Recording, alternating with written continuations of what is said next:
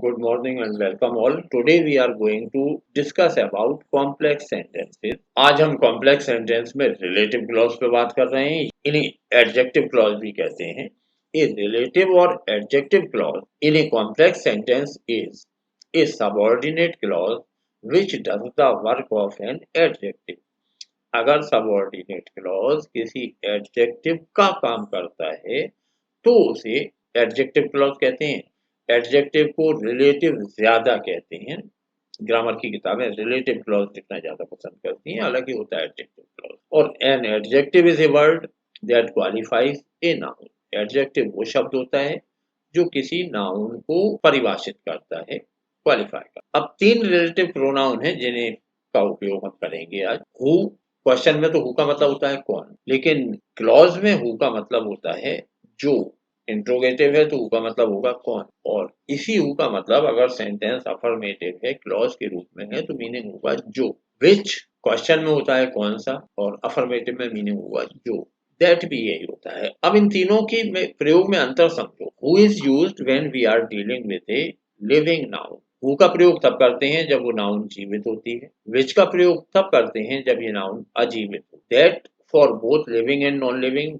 That का प्रयोग दोनों तरह की नाउन के साथ हो सकता है, लिविंग नाउन के साथ भी, नॉन लिविंग नाउन के साथ भी. तो ये तीन कंजक्शन हु का प्रयोग करते हैं लिविंग नाउन के साथ, विच का प्रयोग करते हैं नॉन लिविंग नाउन के साथ, दैट दोनों के साथ आ सकता है, मतलब हु के बदले भी दैट आ सकता है सही, विच के बदले में दैट आ सकता है सही होता है. हमारे पास दो सिंपल सेंटेंस हैं. पहला है the boy is my friend, लड़का मेरा मित्र है, और the boy is singing a song, लड़का गाना गा रहा है. The basic information is the boy is my friend, लड़का मेरा मित्र है, and the boy is singing a song, लड़का गाना गा रहा है. अब इन वाक्यों में से एक नाउन ऐसी है जिसे हम रिपीट कर रहे हैं. कौन सी है? The boy. फ्रेंड भी नाउन है लेकिन फ्रेंड दूसरे सेंटेंस में नहीं है. नीचे सॉन्ग भी नाउन है लेकिन सॉन्ग पहले वाले सेंटेंस. वो नाउन जो रिपीट हो रही है वो है द बॉय. और यहाँ एक बात ध्यान रखना, ऐसी फोटोकॉपी रिपीट हो जाएगी कोई जरूरी नहीं है. पहले बार की नाउन है द बॉय, दूसरे बार में अगर हम इसे द बॉय ना कह के ही कह देते तो भी तो मीनिंग वही था.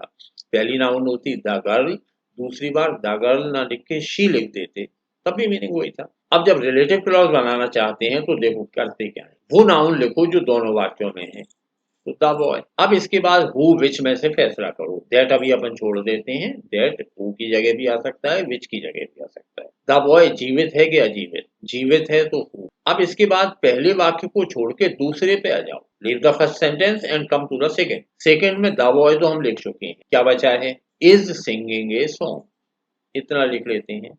ऊपर वाले में देखो कुछ बच रहा है क्या? इज माई फ्रेंड, इसे लिख देते हैं. अब ये जो सेंटेंस है, the boy who is singing a song is my friend, this is relative clause. ये रिलेटिव क्लॉज में है. अब क्लॉज अंडरलाइन करना बहुत बुद्धि का काम माना जाता है. लोग बहुत रो रो देते हैं, अरे साहब समझ में नहीं आ रही क्लॉज अंडरलाइन कैसे करें.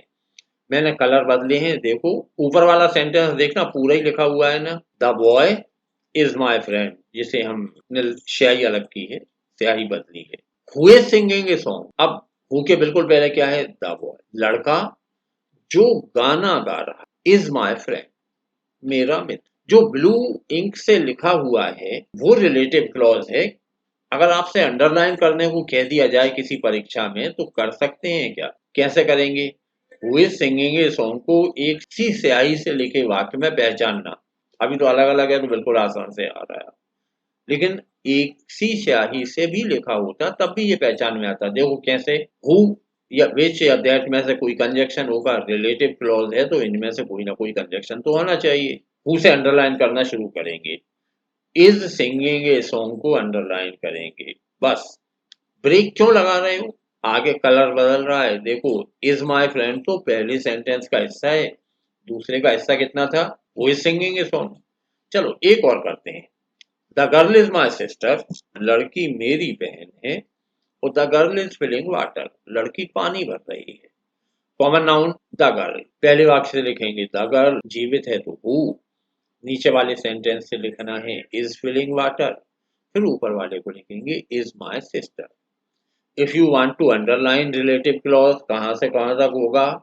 Who is filling water. Relative pronoun एक बार फिर हु, जीवित के साथ, विच अजीवित के साथ, दैट दोनों के साथ। अब सेंटेंस है the table is heavy, the table भारी है, the table is placed in the corner, कोने में रखी। वो नाउन जो दोनों जगह आ रही है। द टेबल जीवित है कि अजीवित? अजीवित है। तो विच दूसरे वाक्य का हिस्सा is placed in the corner is heavy. The table which is placed in the corner is heavy. If you want to underline the relative clause, कहाँ से कहाँ तक होगा? Whatever is written in blue ink, जो blue ink में लिखा हुआ है, खुद को समझाओ कि इतना ही क्यों होगा। Which conjunction है जहाँ से relative clause शुरू हो रहा है, इसके पहले एक noun है जिससे ये क्वालिफाई कर रहा है। टेबल जो कोने में रखी है, अब ये जो कोने में रखी है ये बता रहा है उस टेबल की विशेषता। is heavy भारी है। See one more sentence. The chair is broken. कुर्सी टूटी हुई है। The chair is placed in the room. कुर्सी कमरे में रखी। Noun है the chair. Non living है तो which. Second sentence से लिखो is placed in the room is broken. एक बार फिर वही काम करो। Which is placed in the room ये relative clause है। Can you underline it? इसे आप underline कर सकते हैं क्या कि relative clause कहाँ से कहाँ तक है। विच से और रूम तक ही क्यों है ये खुद को समझाना है। आज कोई बड़ा काम नहीं करना, केवल ये बताना है कि रिलेटिव क्लॉज कहाँ से कहाँ तक है। अब दिस इज योर टर्न, अब आपकी बारी है इस सेंटेंस को बदलना है रिलेटिव क्लॉज में। The woman is the new clerk, महिला नई क्लर्क है। The woman is typing a letter, महिला लेटर टाइप कर रही है। Now you should type the sentence और in relative clause. The woman is the new clerk, the woman who is typing a letter is the new clerk. नौकरों पे भरोसा किया जाता है। द सर्वेंट्स आर ऑनेस्ट, नौकर ईमानदार होते हैं। फर्स्ट सिंपल सेंटेंस है। The servants are trusted, second simple sentence है। Now you have to make it a relative clause. अब एक रिलेटिव क्लॉज बनाना है। अभी हमने लिखा है the servants are honest, the servants are trust, तब ये बनेगा द सर्वेंट पहले सेंटेंस से। Just stick to basics. Make one more sentence. The house collapse, मकान गिर पड़ा। The house was surrounded by flood water, अभी बहुत हुई ये घटनाएं 2-4 दिन पहले।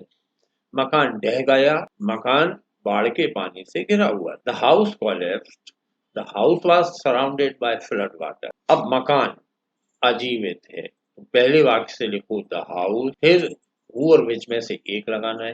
हाउस का मीनिंग नहीं आता तो दैट लगाए। The house which was surrounded by flood water, second sentence का पूरा हिस्सा द हाउस के अलावा। The house which was surrounded by flood water, ऊपर क्या बचा है? कोलैप्स, कोलैप्स ढह जाना या गिर जाना, बरसात में मकानों के साथ जो होता है। The house which was surrounded by flood water collapse, मकान जो बाढ़ के पानी से घिरा था गिर गया। अब ये एक फोटो देखो, ही हैज ए डंकी और द डंकी इज ग्रेज। इसे किसी के पास ये गधा है और ये गधा चल रहा है। अब हम इसे रिलेटिव क्लॉज में बनाना चाहते हैं, तो he has a donkey, donkey के साथ हु लगाएंगे या विच। यहाँ एक बहुत काम की बात सुनो, इसलिए रखा मैंने। जानवर भी एक अच्छा वाला चुना है एक मीनिंग के लिए। जीवित अजीवित बायोलॉजी के अलग होते हैं, अंग्रेजी के अलग होते हैं, लैंग्वेज के अलग। लैंग्वेज में केवल आदमी जीवित होता है, जानवर अजीवित वाली श्रेणी में रखे जाते हैं, तो यहाँ विच लगेगा। कंफ्यूजन है तो दैट लगा दो। He has a donkey which is grazing the grass. अब ऊपर वाले में कुछ बचा है क्या? नहीं बचा, तो ग्रास के आगे कुछ नहीं लिखा। The man has a bicycle और ही इज माय नेबर। आदमी के पास साइकिल है और ये आदमी हमारा पड़ोसी। वो नाउन जो दोनों जगह है, द मैन, दूसरे वाक्य में हम ही लिख रहे हैं तो भी the man who is my neighbour has a bicycle, the man who is my neighbour has a bicycle. The garden has lovely flowers, बगीचे में अच्छे फूल हैं। The garden belongs to my uncle, ये गार्डन मेरे अंकल का है। कॉमन नाउन है द गार्डन, तो पहले वाक्य से द गार्डन, दूसरे से लिखेंगे which belongs to my uncle has lovely flowers. The garden which belongs to my uncle has lovely flower. चलिए, तो ये रिलेटिव क्लॉज के बारे में बेसिक इंफॉर्मेशन थी। उम्मीद है समझ में आई होगी, अच्छी भी लगी होगी। आज का होमवर्क ये है, इसका स्क्रीनशॉट लेके, और अगर समझ में आया है तो वो जो काम करना है उसे करते जाओ। Keep liking,